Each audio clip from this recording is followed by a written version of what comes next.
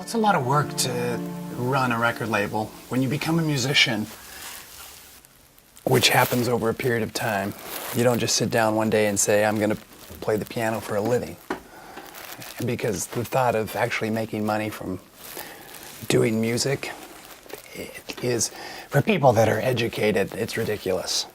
All right, welcome back. Final half hour of the Rod Arquette Show. It is a real delight to welcome my next guest to the show. We're going to spend some time talking about it. His name is Paul Cardall, #1 Billboard artist, has a brand new CD out. Do you call them albums or do we call them CDs anymore? Paul, do you have any idea? Well, we call them CDs. Do we call them CDs? Most people call them downloads, MP3s. It changes.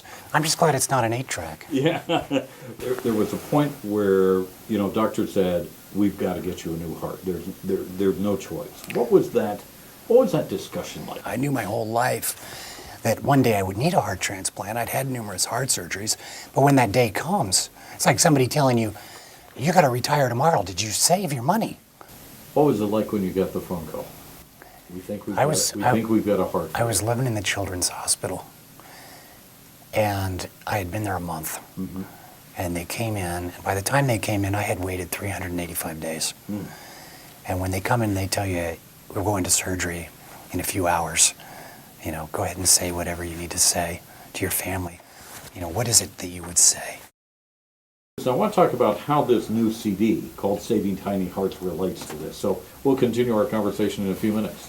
Wonderful. All right, Paul Cardall with us here on the Rod Arquette Show and Talk Radio 105.7 FM, 570 AM. Starting a label really was a means to an end because I had recorded a couple albums.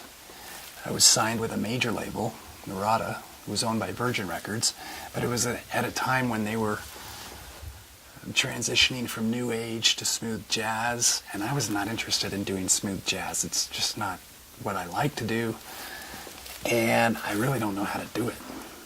I pretty much just began to market every year a new CD, and it was like a snowball effect, one after another. Just keep it going, and slowly the audience just gets bigger and bigger.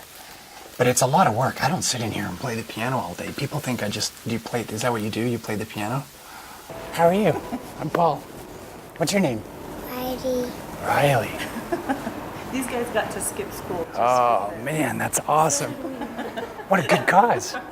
So after all those Interviews and all the hard work, the advertising, catalog advertising, getting the word out, social media, everything, we were able to debut at #9 on the Billboard New Age chart, which is always an amazing honor to get on that chart.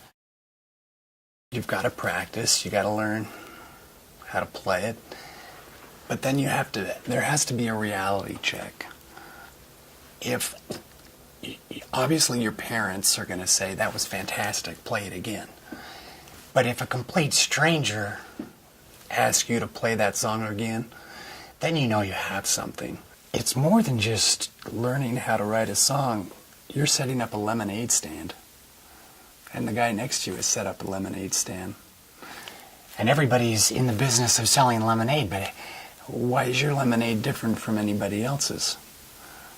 How much does that lemonade cost? How are you going to let people know about it? So I spent most of my career as a pianist learning how to make a living.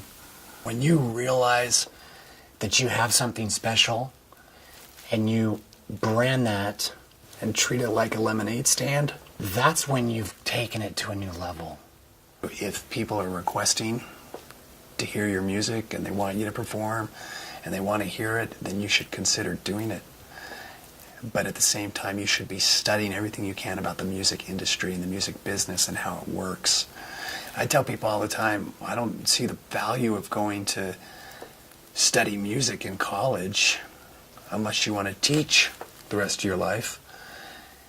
If you want to do it for a living, take marketing classes, take business classes, learn how to communicate in the business world, take public relations classes.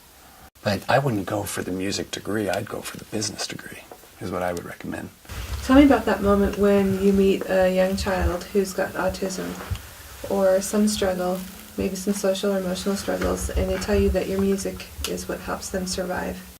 We're the Baxter family, and we had the boys miss school today to come and meet Paul Cardall. This is Mason. He's 9. He has an autism diagnosis, and he has listened to Paul Cardall for a long time. When they say that the music has helped them, I realize that it's really because of my faith. I don't think it's necessarily me. I think God is reaching them, and the music is the instrument for Him to reach them. I just happen to be doing what I love, and so I'm humbled and overwhelmed. I love Paul Cardall's music. He's the one who made me start taking lessons in the first place. He's such an inspiration to me. And I listen to the music in bed to help me sleep. You guys are awesome. Good to Get in see here. you. Oh, thank you. I'm glad you guys came. It means a lot to me that you came. All right? So keep playing the piano, because playing the piano will make you happy. You know, when you get one individual person saying, gosh, this music helped me, then to me it's all worth it.